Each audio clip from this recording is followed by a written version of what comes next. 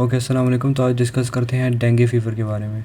जितनी भी डिटेल है सारी जो है ना मैं अभी डिस्कस कर दूंगा, उसके साइन एंड सिम्टम्स डिटेल में जो है ना डिस्कस करूंगा। ओके, सो डेंगू फ़ीवर क्या है? It is a viral infection है। अब वायरल इन्फेक्शन है तो वायरस है, it belongs to the family Flaviviridae. अब ये ट्रांसमिट कैसे होता है? By mosquito bites. Mosquito bites से ट्रांसफ़र हो रहा है, लेकिन मॉस्किटो भी स्पेशल क्लास के हैं। एक है एडीज़ इजिप्टाई और एक है एडीज़ एल्बोपिक्टस। ठीक है, ये इजिप्टाई। अब ये जो एडीज़ इजिप्टाई है, ये जो है ना हमारी बॉडी में हमें जो एक येलो फीवर का इन्फेक्शन आप लोगों ने सुना होगा, वो भी जो है ना ये एडीज़ इजिप्टाई काज करते हैं। ओके, तो थोड़ी सी जो है ना इसकी पैथोजेनेसिस डिस्कस करता हूँ, फिर जो है इसकी मेन जो साइन एंड सिम्टम्स है वो डिस्कस करेंगे। सारी बात जो है ना इनकी साइन एंड सिम्टम्स में है।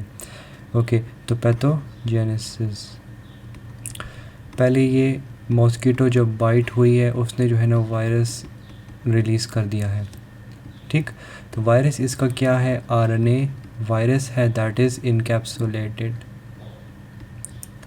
और वायरस की जो है ना स्ट्रेन्स क्या होती है इसकी थोड़ा सा बता देता हूँ। यहाँ पे उसकी है DENV हम कहते हैं, मतलब ये डेंगू 1 से लेकर 4 तक 4 सीरोटाइप्स है। तो 1 2 3 4 ये सारे जो है ना इसके सीरोटाइप्स हो गए हैं। और ये आरएनए वायरसेस हैं, लेकिन सिंगल स्टैंडर्ड आरएनए है।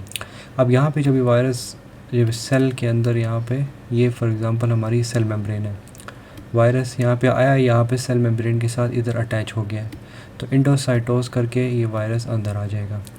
अब जब अंदर आ जाएगा तो इसमें फ़र्स्ट स्टेप है डिसअसेंबली। इसमें क्या होता है कि आरएनए क्या है डिवाइड हो जाएगा इनटू डिफरेंट, मतलब इस तरह छोटे छोटे सेगमेंट्स में जो है ना डिवाइड हो जाएगा, और वो फिर किधर चला जाएगा? Towards the nucleus. ये फॉर एग्जांपल न्यूक्लियस है, न्यूक्लियस में क्या होता है? ट्रांसक्रिप्शन एंड ट्रांसलेशन होता है। अब आरएनए इसको आरएनए है तो ये इसको मतलब मल्टीप्लाई करने के लिए, ग्रोथ के लिए कहाँ जाना पड़ेगा? न्यूक्लियस में जाएगा। न्यूक्लियस में जो है ना रेप्लिकेशन होगी। तो जब न्यूक्लियस में ये सब कुछ डिफरेंट स्ट्रैंड्स बनवा देगा तो वहाँ से फिर वो क्या हो जाएंगे? सब असेंबली हो जाएंगे। अब तो वो सिंगल स्टैंडर्ड आरएनए बना देंगे डिफरेंट टाइप्स ऑफ, वो फिर रिलीज़ आउट हो जाएंगे थ्रू द सेल और फिर जाके अदर सेल्स को इन्फेक्ट कर लेंगे। तो इसी तरह जो है ना ये लाइफ साइकिल स्टार्ट होती है कि वायरस आया, सेल को अटैक किया, यहाँ पे जो है ना रेप्लिकेट करके वो और बना दिया, बाहर निकला और अदर जाके अदर सेल्स को जाके इन्फेक्ट करवा दिया। ठीक, तो अब जो है ना ये इसका पैथोजेनेसिस हो गई है। अब डिस्कस करते हैं इसके जो मैंने कहा था साइन एंड सिम्टम्स। सब कुछ जो है ना इसके अब साइन एंड सिम्टम्स में आएगा, क्योंकि हम इसके साइन एंड सिम्टम्स को या फिर फेज़ ऑफ इन्फेक्शन को डिवाइड करेंगे 3 फेजेस में। ठीक, एक फर्स्ट फेज़ जो है ना उसको कहते हैं फेब्राइल फेज़। फेब्राइल का मतलब क्या होता है? फीवरिश। तो फीवर ये मेन सिम्टम होगा, वो मैं डिस्कस करता हूँ डिटेल, क्योंकि ये इसकी प्रेजेंटेशन से हमें पता चलेगा कि बंदा जो है ना अभी किस सिम्टम में है, मतलब किस फेज़ में है। सेकंड है क्रिटिकल फेज़। क्रिटिकल फेज़ जो है ना सब में होता नहीं है, किसी में होगा किसी में नहीं होगा, ये मैं डिटेल डिस्कस करूँगा इसकी। ठीक है, ओके। तो नंबर 3 है रिकवरी फेज़। इसमें जो है ना बंदा रिकवर कर जाएगा। ओके, तो ये 1 2 3 ये 3 फेजेस हैं, 1 बाय 1 डिस्कस करेंगे। सबसे पहले फेब्राइल डिस्कस करेंगे, और इससे पहले मैं incubation period of the dengue fever बता देता हूँ। दैट इज़ 3 डेज़ से लेकर 14 डेज़ तक मेनली जो है ना ये रहते हैं। ये मेनली जो है ना ये फेब्राइल की बात कर रहा हूँ। और या अगर क्रिटिकल में, चलिए फिर ये सिम्टम्स जब डिस्कस करेंगे तो आपको खुद समझ आ जाएगी, इसमें ये वाले सारे सिम्टम आ रहे हैं। तो इंक्यूबेशन पीरियड अब होता क्या है? इंक्यूबेशन पीरियड वो होता है कि अब ये वायरस है, ये हमारी बॉडी में आ गया है। अब यहाँ पे क्या हो रहा है? मल्टीप्लाई हो रहा है, लेकिन हमारी बॉडी में सिम्टम्स अभी नहीं आए हैं। तो this is the incubation period. अब जब सिम्टम्स आने शुरू हो गए हैं, ये सिम्टम्स आ गए हैं, सो अब this is an infective period. ठीक, तो मैंने जो 3 to 4 डेज़ बताया, this is the incubation period. Incubation period में हमारी बॉडी में वायरस सिर्फ मल्टीप्लाई हो रहा होता है, हमारी बॉडी में कोई भी साइन एंड सिम्टम्स प्रेजेंट नहीं होते। तो अब ये मैं क्लियर करता हूँ। सबसे फर्स्ट फेज़ डिस्कस करते हैं, that is the febrile phase. तो फेब्राइल फेज़, फेब्राइल के वर्ड से ही आपको पता चलेगा कि इट मीन्स फीवर। तो फीवर इसका मेन सिम्टम है। फीवर भी इसका क्या होगा? सडन ऑनसेट होगा और उसका और रैपिडली प्रोग्रेसिव होगा, और इसका जो मतलब फीवर होगा दैट विल बी ग्रेटर, मतलब it will be greater than 38.5 degree Celsius या फिर 101.3 फ़ारेनहाइट। ये इसका जो है ना ये फीवर हो गया, ये प्रेजेंटिंग सिम्टम मेन है। अभी फेब्राइल फेज़ क्या है, इट बिगिंस और lasts, it begins on 4 to 7 days तक शुरू हो जाता है and it last for 3 to 7 days. ये इसकी मतलब कि टाइम पीरियड बता रहे हैं इसके बारे में। अब यहाँ पे क्या है, फर्स्ट मैंने जो इंक्यूबेशन पीरियड बताया था ना, और फिर कहा था कि सिम्टोमेटिक पीरियड आ जाएगा, इन्फेक्टिव पीरियड आ जाएगा। ये सबसे पहला फेज़ है जिसमें सिम्टम्स अपीयर होना शुरू हो जाएंगे। सो this is the infective period. अब इस फीवर तो इसका मेन सिम्टम है, वो तो आपको सबको पता है।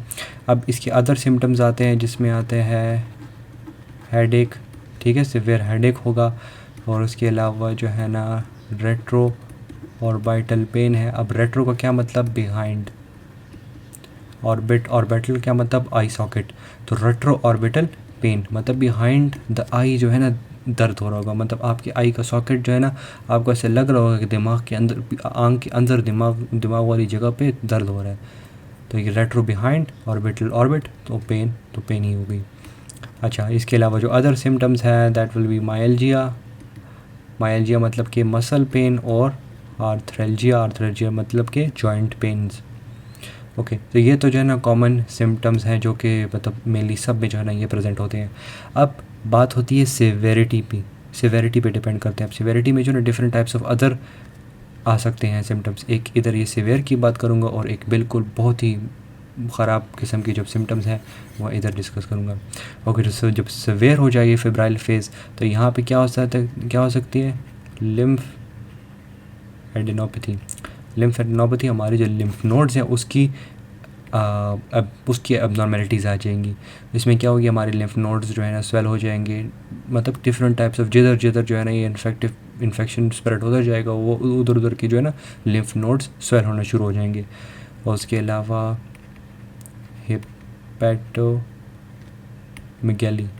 हेपेटोमेगैली का क्या मतलब है कि हमारा लिवर क्या हो जाएगा, इनलार्ज होगा। हेपेटो मतलब कि लिवर, मेगैली मतलब इनलार्जमेंट, ठीक। तो और इसके अलावा है मैक्यूलोपैपुलर रैश, हमारी जो है स्किन पे रैश बन जाएगा। 50% ऑफ द केसेस में जो है ना ये रैश बनता है, ठीक है। तो that is very common, 50% of the cases में रैश बनेगा and it will last for from 2 days to 5 days तक जो है ना ये लास्ट करता है मैक्यूलोपैपुलर रैश।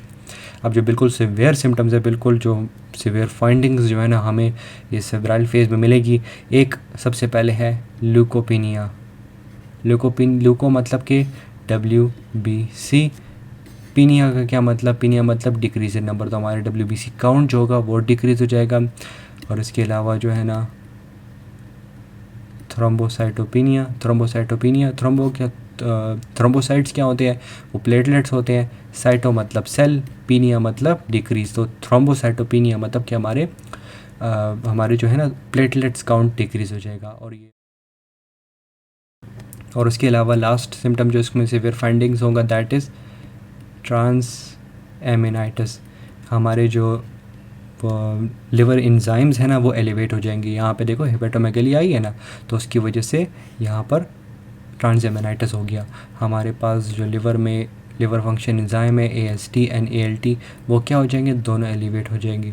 AST क्या होता है, AST इज़ एस्पार्टेस ट्रांसअमाइनेज, और ALT क्या है, it is alanine transaminase. So this is all about the febrile phase. अब जो है ना जो इसके बाद जो क्रिटिकल फेज़ है वो डिस्कस करते हैं। तो phase number 2 that is critical phase. अब क्रिटिकल फेज़ मैंने कहा था कि ये जो है ना सब में नहीं होगा, तो ये जो है ना स्मॉलर नंबर ऑफ़ पेशेंट्स में होगा।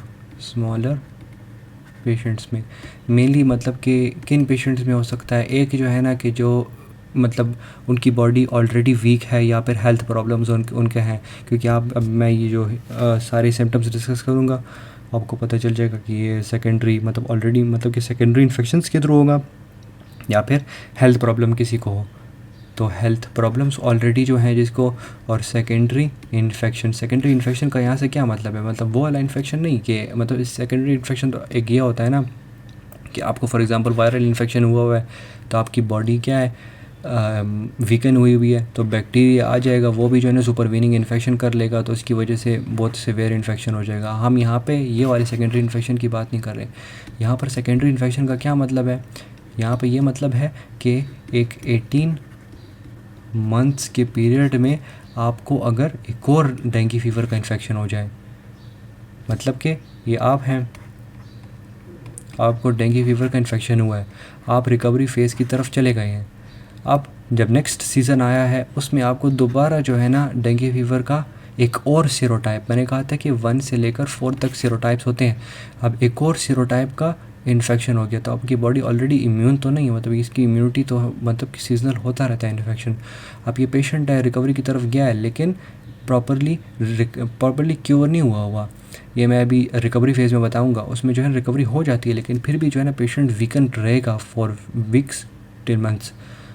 तो अब 18 मंथ्स के अंदर अंदर इसको दोबारा इन्फेक्शन हो गया, क्या पता उस सीज़न में 2 बार इसको इन्फेक्शन हो गया हो, तो एक और इन्फेक्शन हो गया इसको डेंगू का, उसकी वजह से अब जो है ना ये क्रिटिकल फेज़ में पेशेंट चला जाएगा। अब इसके सिम्टम्स जो है ना वे मोर सीवियर है, इसमें जो है ना मैं सारे इसके सिम्टम्स डिस्कस करता हूँ, क्लियर इसलिए कर रहा हूँ क्योंकि इनमें सिम्टम्स बहुत हैं।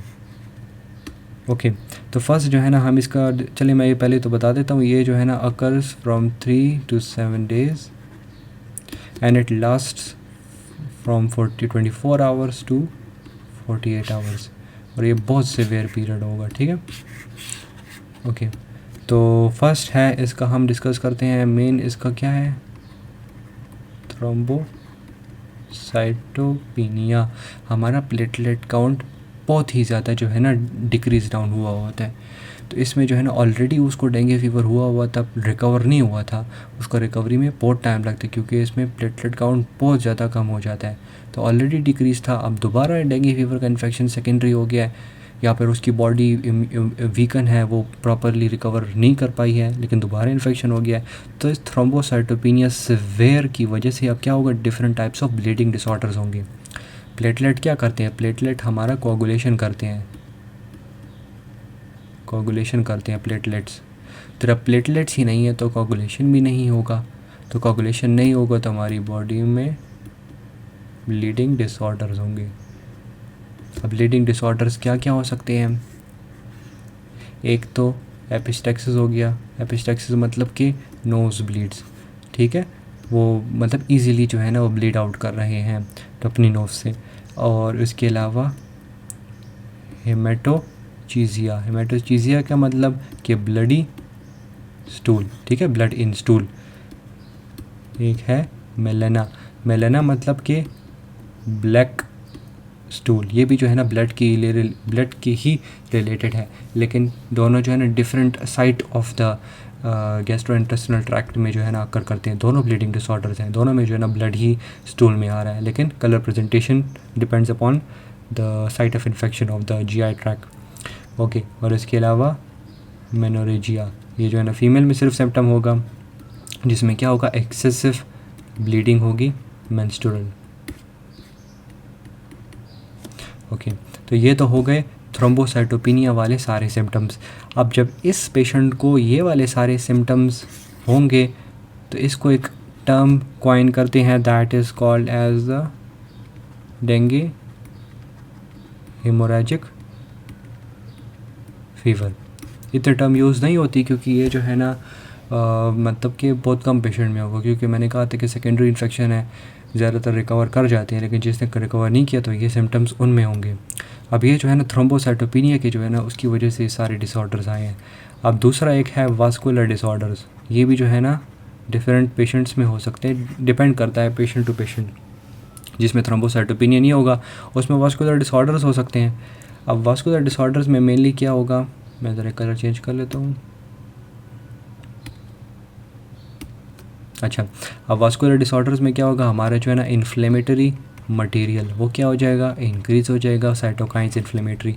अब वो क्या करते हैं, जब भी इन्फ्लेमेशन होती है तो हमारी इन्फ्लेमेटरी मीडिएटर्स क्या करते हैं, ये पड़े हुए हैं, ये क्या करेंगे, ये हमारी ब्लड जो है वहाँ से जो है ना सब कुछ लीक आउट करवा देंगे इनटू द इंटस्टिशियम, ताकि ब्लड में कुछ रहे ही ना। मतलब ये नेचुरल मैकेनिज़्म है। तो इन्फ्लेमेटरी मटेरियल इंक्रीज़ हो गया, जिसकी वजह से ये प्रोसेस बहुत इंक्रीज़ हो जाएगा। तो इसकी वजह से हमारे पास एडीमा हो जाएगा। तो जब एडीमा हो गया, यहाँ से सब कंटेंट चला गया है, तो हमारी बॉडी में हाइपोटेंशन हो जाएगी। हाइपोटेंशन मतलब decrease in blood pressure. Hypotension हो गई ना, ब्लड फ्लूइड सारा इंटेस्टिशियम की तरफ चले गया, एडीमा की तरफ चला गया, डायलेशन हो गई है, तो हाइपोटेंशन हो गया, ब्लड प्रेशर ड्रॉप हो गया, और उसके अलावा जो है ना शॉक में भी पेशेंट जा सकता है। ठीक, तो अब ये जब हो गया है, तो जब ये वास्कुलर डिसऑर्डर जब होगा, तो इसको कहते हैं, मतलब इसको भी टर्म दी हुई है, डेंगे शॉक सिंड्रोम। ठीक, डिपेंड्स अपॉन द सिम्टम्स। अब जब ये होगा तो of course blood pressure down है, तो जब ब्लड प्रेशर डाउन है तो उसकी वजह से क्या क्या हो सकता है, हमारे जब सीएनएस में जो है ना ब्लड फ्लो डिक्रीज़ होगा, तो उसकी वजह से जो है ना स्ट्रोक हो सकती है। हमारे जो है ना किडनी को जो है ना ब्लड फ्लो डिक्रीज़ मिलेगा, तो उसमें जो है ना एक्यूट रीनल फेलियर की तरफ चला जाएगा पेशेंट। उसके अलावा जब लिवर में जो है ना ब्लड सप्लाई डिक्रीज़ होगा, तो लिवर फेलियर की तरफ चला गया। और इससे पहले भी जो है ना हेपेटोमेगाली हो गई थी, तो लिवर मेनली ही इन्वॉल्व्ड है। तो ये जो है ना फ़ेज़ 2 हो गया, क्रिटिकल फेज़, जिसमें मैंने 2 टाइप के डिस्कस कर दिए। एक है थ्रोम्बोसाइटोपिनिया की वजह से सारे सिम्टम्स, एक है वास्कुलर डिसऑर्डर्स की वजह से ये सारे सिम्टम्स। अब थर्ड फेज़ डिस्कस करते हैं, that is the recovery phase.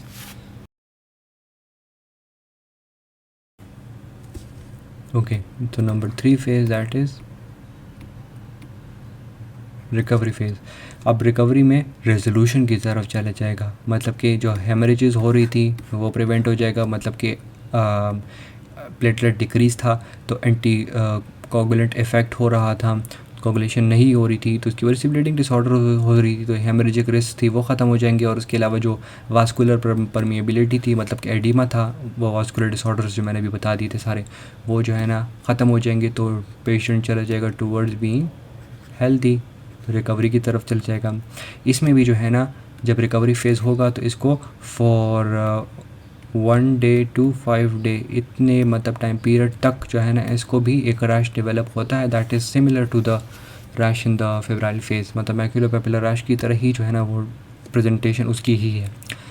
अब इसमें बंदा रिकवर तो हो गया है, लेकिन मैंने स्टार्ट में क्या कहा था कि वो पेशेंट क्या रहेगा, वीकेंड होगा। तो वीकनेस इसकी मतलब माइल्जिया, थ्रैल्जिया और वीकनेस इन द बॉडी, वो क्या आ गई, will last from weeks two months. Depend करता है पेशेंट की हेल्थ पे डिपेंड करता है कि वो कैसे जो है ना टैकल करता है उस डिसीज़ को। तो ये तो हो गया the 3 phases of the dengue fever. Sign and symptoms जो है ना डिपेंडिंग अपॉन द सिम्टम्स जो है ना हमने उसको डिवाइड कर दिए। अब जो है ना डिस्कस करते हैं फर्दर इसकी डायग्नोसिस पे। डायग्नोसिस क्या है इसकी, कैसे करेंगे हम, इसकी डिपेंड करता है कि बिफोर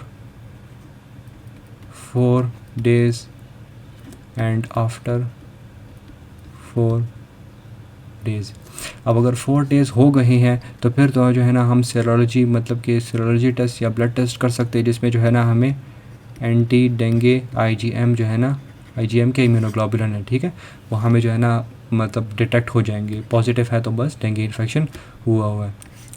और अगर ये नहीं है तो इसका मतलब ये नहीं है कि इसको डेंगू फीवर नहीं हुआ।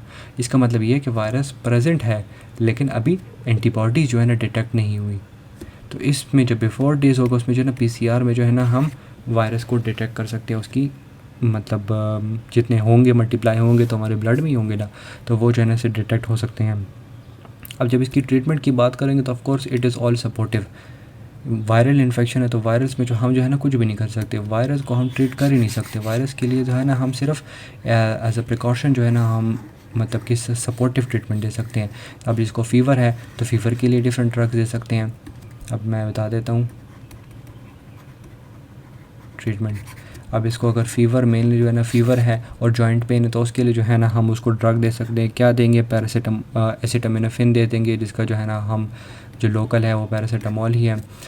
एक बात है ना कि इन पेशेंट्स को जो है ना जिसको भी वायरल इन्फेक्शन होता है ना, हम अवॉइड करते हैं कि उसको एस्पिरिन न दें, मतलब कि सेम वो है, लेकिन एस्पिरिन जो है ना असल में एस्पिरिन का थोड़ा बहुत रिलेशन है टूवर्ड्स द वायरस के मतलब रेप्लिकेशन की तरफ, कि it sometimes help the virus to get multiply. तो हम इसको अवॉइड करते हैं, वैसे भी अवॉइड ही करते हैं, तो पैरासीटामोल दे देंगे उसको। और उसके अलावा जो है ना आइबुप्रोफिन वो जो है ना नहीं देंगे। क्यों? क्योंकि it has an anticoagulant effect. तो एंटीकोगुलेंट तो ऑलरेडी थ्रोम्बोसाइटोपेनिया की वजह से एंटीकोगुलेंट इफेक्ट हमारी फुल बॉडी में है, हम क्यों चाहेंगे कि और भी एंटीकोगुलेंट इफेक्ट हो, कि जो थोड़े से प्लेटलेट एटलीस्ट वो काम तो करें ना अपना। अब वो थोड़े प्लेटलेट है वो भी जो है आइबुप्रोफिन की वजह से, ड्रग इंटरेक्शन की वजह से मतलब कि ये ड्रग इंटरेक्शन करके थ्रोम्बोसाइट्स को जाके रोक देगा, या उसकी जो है ना वो जो थोड़ा बहुत है वो फंक्शन नहीं कर पाएंगे, तो ये तो उल्टा और हमारी बॉडी के लिए ख़राब है ना, और जो ब्लीडिंग डिसऑर्डर्स है वो और सीवियर हो जाएंगे। ठीक है, तो ये जो है ना अवॉइड करेंगे ये वाली ड्रग्स। और इसके अलावा जो है ना सिर्फ सपोर्टिव ट्रीटमेंट ही है, कि वायरस है तो फिर बेड रेस्ट देनी है पेशेंट को, प्लेंटी ऑफ फ्लूइड्स देते हैं। और उसके अलावा जो है डिफरेंट घर में जो है ना डिफरेंट टोटके ये सब डिफरेंट यूज़ कर रहे होते हैं ताकि प्लेटलेट इंक्रीज़ हो जाए, तो वो भी आप सब जो है ना कर सकते हैं ताकि प्लेटलेट काउंट जो है ना मेंटेन रहे, क्योंकि वो बहुत थ्रोम्बोसाइटोपेनिया मेन मतलब वही है, उसकी वजह से ही जो है ना पेशेंट्स जो है ना उनकी मतलब मेनली डेथ होती है। ये 3 चीज़ें यही मेंटेन करनी है। ये तो फ़ीवर है, ये तो हमारी बॉडी का नेचुरल मैकेनिज़्म है टूवर्ड्स फाइटिंग दिस इन्फेक्शन। तो ये तो अगर बहुत सीवियर हो जाए तो उसको स्टॉप करने के लिए जो है ना हम ड्रग्स दे देते हैं, लेकिन ये तो वैसे ही हमारी बॉडी का डिफेंस मैकेनिज़्म है। डिफिशेंसी तो इधर हो रही है। ओके, तो और इसके अलावा जो है ना हम प्रिवेंशन कैसे कर सकते हैं, मतलब आप प्रिवेंट करेंगे तो आपको ना ट्रीटमेंट की ज़रूरत है और ना इन सारे फेस और वीकनेस से भी जाने की ज़रूरत है। अब एक तो है अवॉइड कांटेक्ट, मतलब कांटेक्ट इसी तरह के घर में जो है ना वो ऑफ कोर्स मॉस्किटोज़ फिर रहे होंगे, तो मॉस्किटोज़ फिर रहे हैं तो मॉस्किटो को प्रिवेंट हम कैसे करेंगे? बाय स्प्रेज़। जो आप घर में जो स्प्रे यूज़ कर रहे होते हैं मॉस्किटो के ख़िलाफ़ वो आप यूज़ कर सकते हैं। उसके अलावा जो है ना मतलब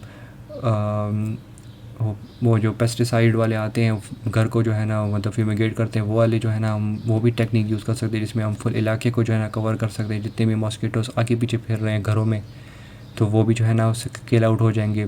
तो ये भी स्प्रेज में आ गया। उसके अलावा जो है ना एक रिपेलेंट मिलते हैं जो हम स्किन पे लगाते हैं, और इसकी वजह से मतलब मतलब कि जो मॉस्किटोज़ हैं वो रिपेल होते हैं, क्योंकि ये जो वायरल इन्फेक्शन है ये मॉस्किटोज़ के थ्रू ही हो रहा है ना, तो वो रिपेलेंट एक किस्म का है, वो यूज़ कर लेंगे। उसके अलावा जो है ना इसकी एक वैक्सीन भी है, लेकिन वैक्सीन चूँकि मतलब उस तरह ख़ास जो है ना इसका इफ़ेक्ट नहीं है, क्योंकि बहुत ज़्यादा सीरोटाइप्स है और है भी वायरली इन्फेक्शन। वायरस में तो आपको पता है कितने किस्म के स्ट्रेन्स आते हैं, तो इसलिए जो है ना वैक्सीन इतनी मतलब कि ज़रूरी नहीं है, मतलब कि इतनी यूज़फुल नहीं है। लेकिन फिर भी करना चाहे तो एक हद तक जो है ना इन्फेक्शन डिक्रीज़ तो एटलीस्ट हो सकता है ना।